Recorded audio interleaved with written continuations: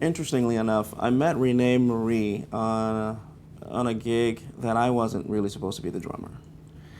We were down in Savannah, Georgia, and there was a big band, the Savannah Jazz Orchestra, for the Savannah Jazz Festival. And Rene was the guest artist, and the drummer at the time could not make that performance or that weekend for the festival. So I was brought in to play with the Savannah Jazz Orchestra. But both myself and Rodney Jordan were two guest rhythm section players.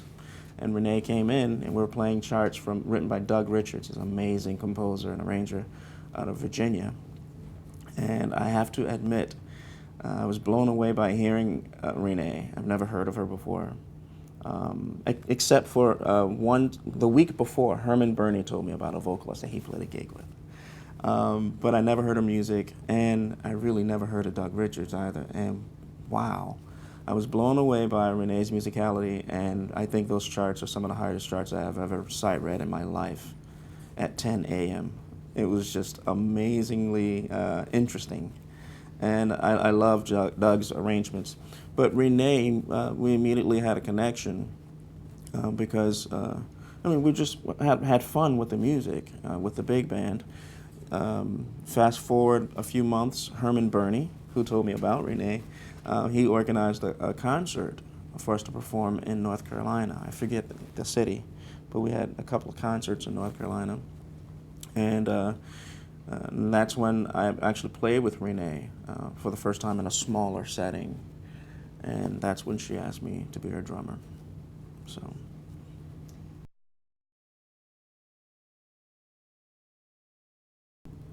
So we had this connection from this earlier gig, but one of the main things that we connected on was Rene wanted to sing "Strange Fruit."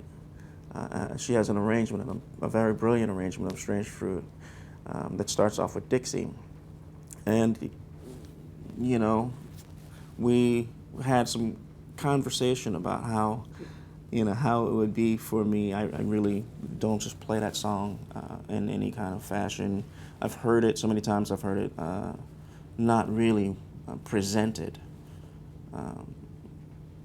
well enough for me to want to actually play it that way. And I expressed that to her. We did it in sound check, and after hearing her sing it, I was convinced that not only is this an artist that I really, really admire, I was moved by her via a song that I just didn't want to play. Okay, so when that's the case, music still wins because you really pay attention to your purpose as a musician is to find these connections. It's not just about it is about trying to make a living doing what we do. I mean, that's in any profession. But when you can align yourself to what you feel is a movement of expression, that's a deeper connection, and I still feel that way with Rene. The songs that she's writing now, I just hope that I'm able to tap into our connection musically and artistically and spiritually to help realize what it is she's trying to convey in her songwriting. She's amazing, but she sings every song like she owns it, like it's hers, and that's easier to move along with. So it's really a movement, and that taps into my upbringing with church. Drum solos. What's a drum solo in church? My mom can outplay you, so you didn't really show off. And one time I did, and my mom. It was an humbling experience what she did, and it was very pure. She just played. She put me on the altar, and she put a drum beside me, and she played.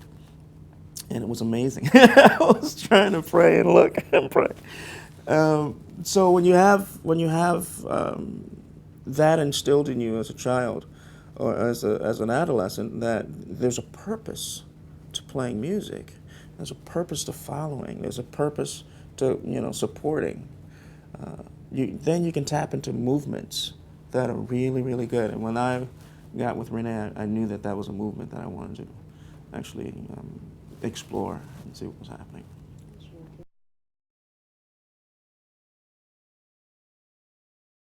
So yes, initially coming on board to play with Rene, there's always an undercurrent when you're playing as a jazz musician.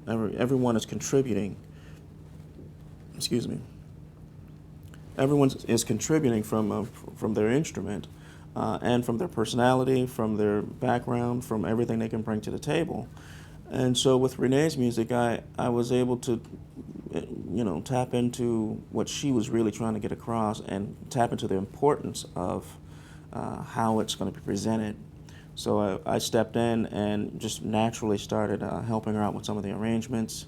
But she's great. She knows exactly what she wants.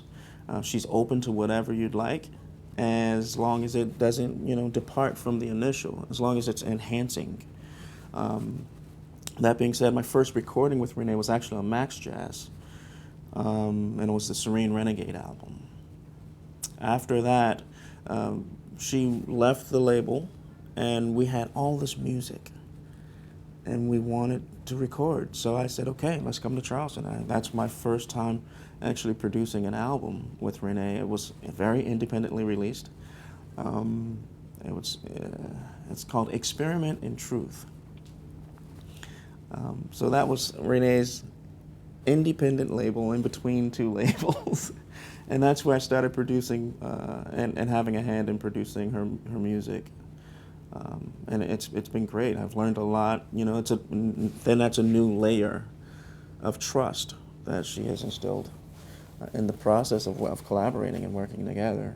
So it's really been an amazing learning experience for me, just from this one artist she's an amazing artist. She does not compromise the music at all. And one of my biggest influences, Max Roach, I feel the same way about Max Roach. He never compromised the music. And so I guess you can see this movement theme that drives me.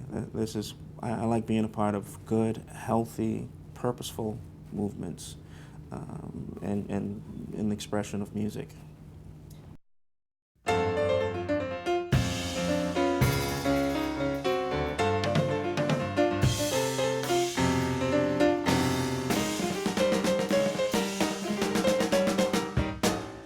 So Quentin Baxter. So That's a Quentin, church clap.